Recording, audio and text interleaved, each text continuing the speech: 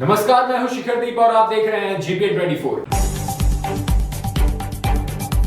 जिले के मरौना थाना क्षेत्र के गनौरा पंचायत स्थित मंगा सिहौल गांव में बुधवार की रात महेश यादव के पुत्र की शादी में डीजे पर नाच रहे डांसर की हर्ष फायरिंग में मौत हो गई। हाथ में कट्टा लेकर युवक डांस कर रहे थे। इस दौरान फायरिंग से यह घटना हुई है। फायरिंग के दौरान डांसर के मुंह में गोली लगी है। घटना की सूचना मिलते ही मौके पर पहुंची पुलिस मामले की छानबीन में जुट गई। पुलिस शव को कब्जे में लेकर पोस्टमार्टम के लिए सुपौल सदर अस्पताल भेज दिया।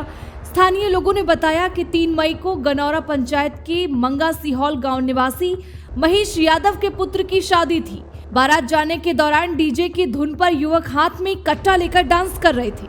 इस दौरान 22 वर्षीय डांसर सुभाष सदा जो ट्रैक्टर ट्रॉली पर डीजे पर डांस कर रहे थे, नीचे डांस कर रहे युवक ने फायरिंग शुरू कर दी। इस फायरिंग में डांसर के मुंह में गोली लग गई, जिससे मौके पर ही डांसर की मौत हो गई। मामले की जानकारी मिलते ही मरौना थाना की पुलिस ने शव को कब्जे में लेकर पोस्टमार्टम के लिए भेज दिया। मामले की जांच की जा रही है। जल्दी आरोपी को गिरफ्तार कर लिया जाएगा। पटना हाईकोर्ट ने नीतीश सरकार को बड़ा झटका दिया है। हाईकोर्ट ने जातीय जनगणना पर अंतरिम रोक लगा दी है। हाईकोर्ट में पिछले 2 दिनों से इस पर सुनवाई हो रही थी और आज गुरुवार को कोर्ट ने अपना फैसला सुना दिया है। जातीय जनगणना को सुप्रीम कोर्ट में चुनौती दी गई थी, जिसके बाद सुप्रीम कोर्ट ने पटना हाईकोर्ट से 3 दिन में सुनवाई के बाद अंतरिम आदेश देने को कहा था। हाईकोर्ट में बिहार सरकार की ओर से महाधिवक्ता पीके शाही अपनी दलीलें पेश कर रहे थे। पटना हाईकोर्ट ने कहा है कि इस मामले में अगली सुनवाई 3 जुलाई को होगी। तब तक कोई डेटा सामने नहीं लाया जाएगा। बताया जा रहा है कि 3 जुलाई को हाईकोर्ट में डिटेल में सुनवाई होगी। देखना यह होगा कि कोर्ट 3 जुलाई की सुनवाई के बाद क्या फैसला देता है। गया पुलिस की टीम ने मुफस्सिल थाना क्षेत्र अंतर्गत सिकहर मोड़ के समीप छापेमारी कर 1 किलोग्राम ब्राउन शुगर की बरामदगी की है। मौके से एक तस्कर को गिरफ्तार कर लिया गया है। इस बरामद मादक पदार्थ की अनुमानित बाजार की कीमत करीब 2 करोड़ बताई गई है।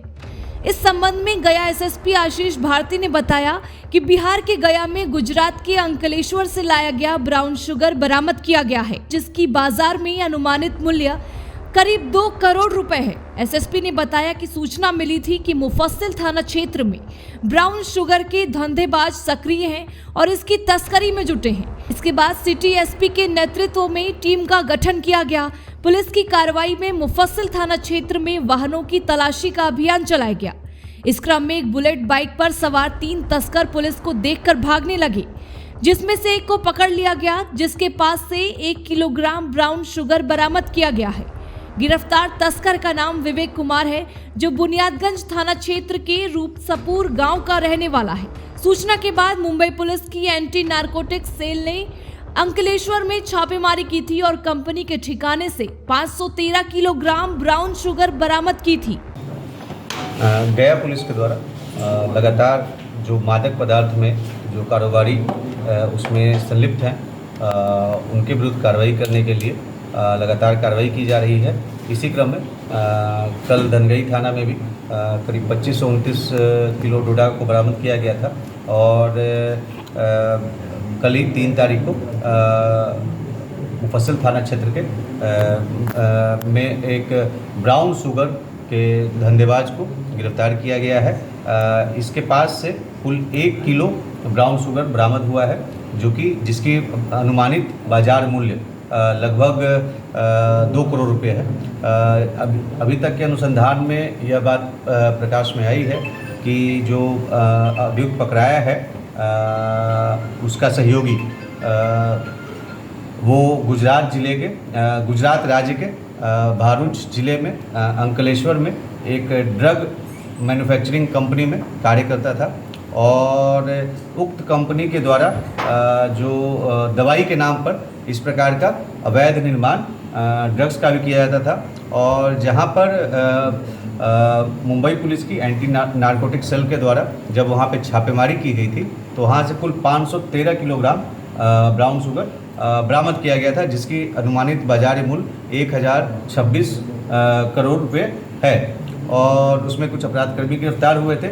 इसका सहयोगी उस ड्रग कंपनी में दवाई की कंपनी में वो कार्य करता था और वहीं से ये 1 किलो ब्राउन शुगर वो लाया था और उसको यहाँ पर गया ज़िले में तथा इसके आसपास के क्षेत्रों में उसकी खपाने की योजना थी, लेकिन पुलिस को जानकारी मिली और इस मामले में पुलिस के द्वारा तत्परतापूर्वक कार्य करते हुए उक्त अपराधकर्मी, जिसका नाम विवेक कुमार है, पेशर शिवबचन प्रजापति और जो कि बुनियादगंज थाना क्षेत्र का रहने वाला है, उसको गिरफ्तार किया गया है और 2 मोटरसाइकिल बरामद किए गए हैं और 1 मोबाइल बरामद किया गया है, जिससे मोबाइल से भी काफ़ी सारे उसमें जो हम लोग को एविडेंस है उसको भी वो मिला है। तो इस प्रकार से एक बड़े जो मादक पदार्थ के कारोबारी की गिरफ्तारी की गई है और इसमें बचे हुए अन्य जो अपराधकर्मी हैं उनकी भी जल्द से जल्द गिरफ्तारी की। कहाँ से गिरफ्तारी की गई? इनकी गिरफ्तारी मुफस्सिल थाना क्षेत्र में से हुई है।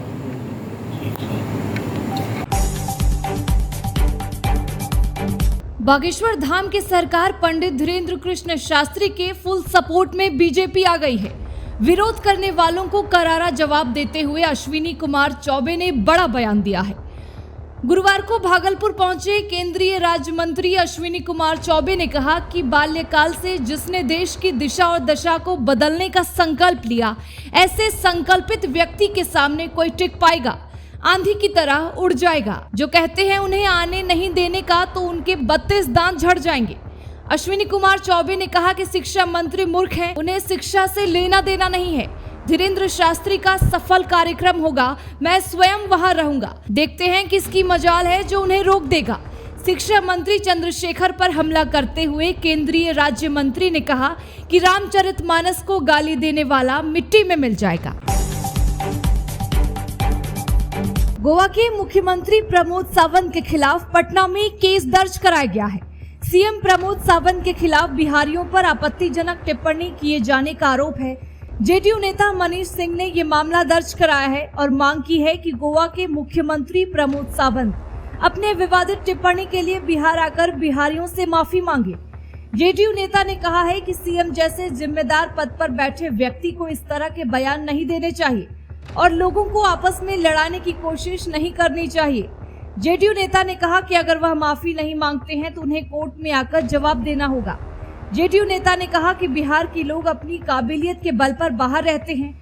वह अपने टैलेंट के बल पर भारत ही नहीं पूरी दुनिया में अपनी पहचान बनाने में कामयाब हुए हैं। बिहार से सबसे ज्यादा आईएएस, आईपीएस और आईआईटी इंजीनियर बनते हैं। गोवा के सीएम को यह बात जाननी चाहिए। अभी के लिए बस इतना ही। बाकी देश और दुनिया की तमाम खबरों के लिए देखते रहें GPN 24।